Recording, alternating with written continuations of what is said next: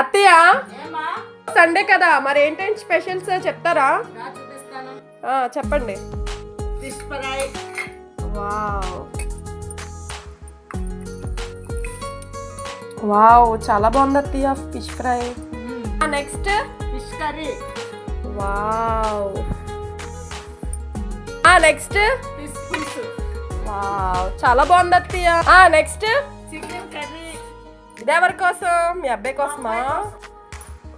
ఇది మా అబ్బాయికి. ఓకే, మాకు వద్దులే, మీ అబ్బాయికే పెట్టుకోండి. Next rice. Main course. Next రసం.